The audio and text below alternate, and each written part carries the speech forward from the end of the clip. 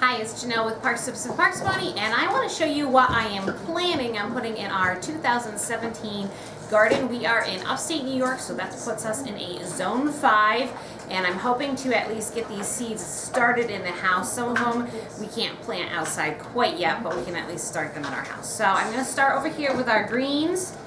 We have spinach, and we're going to be trying the lakeside, and these all came from Territorial Seed Company.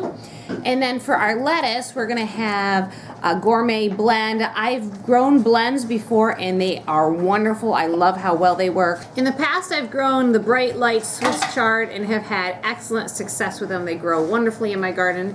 And then I have some organic kale that I'm going to be trying this time. I've grown kale in the past, but not this particular variety. And then we have some butter crunch or butterhead lettuce, which I also haven't tried before. Over here I have broccoli and cauliflower. Now last year I grew cauliflower and it came out wonderfully. I was so excited by that. I wanted to try broccoli. I have tried broccoli years ago. It wasn't very good. But I'm hoping with my success with my cauliflower, the broccoli will do just as well. Over here I have some of the flowers that I use in my garden. The nasturtiums we're going to be using for pollination, but also for eating purposes.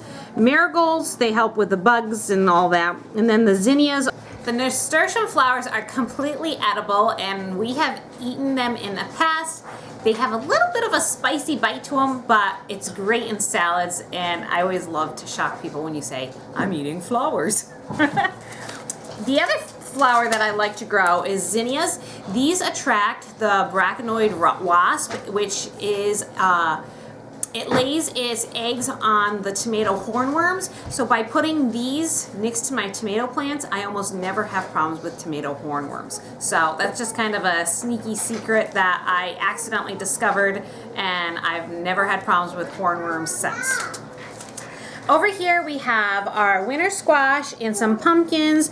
We're doing a small wonder and then a hunter. These are two different varieties of squash. And then the pumpkins, these are I'm really excited about. This naked bear, you guys would know these because we call them pepitas. The seeds on the inside have no shells on them, so they're just like pepitas. We can roast them and eat them, and they'll be great with the kids. And then I have a regular standard carving pie type pumpkin that we can just use for eating. Here we're gonna have some cucumbers, and in the past I've done a lot of different varieties. I'm just picking one pickling type of cucumber and going to settle with that. Then we have some pole beans. If you've never grown pole beans, they are excellent to stretch your garden and have beans in the fall. Beets are always great for just the greens, but also the bulbs, and my kids have learned to enjoy them. Over here we have some herbs. I have some sweet basil, some thyme because I don't have a thyme plant yet, and then I have some parsley, and the basil and the parsley I use in my salsa. And then over here we have some summer squash, and my husband always likes to say that if you want to stretch your food budget, make sure you learn to eat squash. And this is going to be a yellow squash, and this one's going to be just a green zucchini. Those are the two varieties that I grow. I didn't purchase any patty pans this year. I may have some seeds left over from last year, but that sort of slipped my mind, so we're just not gonna grow patty pans this year. We just went through our old seeds from a couple years ago, and we found about 6 or 7 patty pan seeds. We'll see if these grow. Sometimes these seeds can last for 2 or 3 years, but their germination rate won't be as good. So we'll give these a shot. My last row here, I have some peppers. We always grow jalapeno peppers for our salsa, then just bell peppers because we like those. And then this is a new type of pepper called a pizza pepper. It's considered a hot pepper, but I've never grown it, so we'll see what it's like. Then I have some just classic bush beans. I haven't tried this variety before. We'll see how it performs. And then over here is another type of pea because, well, I've missed growing peas this year. So we're gonna try some snow peas. Tomatoes. I never can have enough tomatoes. I'm trying a couple different varieties this year. This one is a sauce or paste tomato. This one here is an early tomato. And then I have 2 of these. These are also early tomatoes, but they are really good for slicing and canning. So I'm hoping those will grow really well.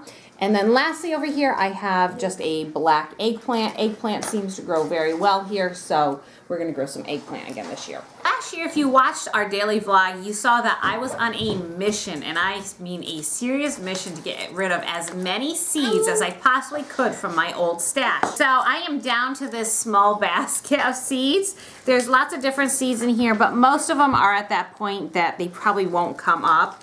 And we have a couple left over here. This one, you guys already saw, the Swiss chard. There's a few seeds in here, but again, if they don't sprout, I've got backup. And then these are Peter's seeds, and unfortunately we had some type of little critter that kept eating his sunflowers. Right, they'd get about that tall and they'd go boom, and cut them off. So we're hoping to be able to plant these this year and not have that problem, but these are Peter's sunflowers. So it's the first week of April here, and there's still time for you to order your seeds. I personally use Territorial Seeds because they are non-GMO seeds, and you can certainly order from them for direct planting into your garden. It's a little on the late side to be ordering so you can start your seeds inside.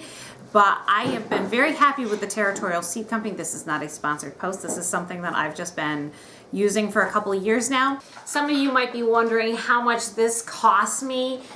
This cost me $121.57. Now we also have the expenses of the potting seed mix that I'm going to have to be using to start these seeds.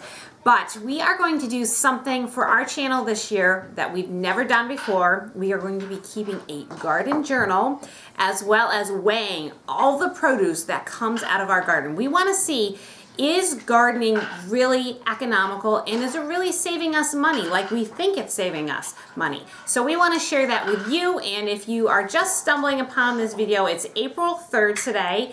If you're stumbling upon this later in the season, make sure you go back and look for those videos where we are sharing how much produce we are pulling out of the garden. Make sure you subscribe to our channel and hit the little red bell button next to the subscribe button so you get notifications whenever we post new videos. Thanks so much for watching, and stay tuned for more gardening videos. Bye!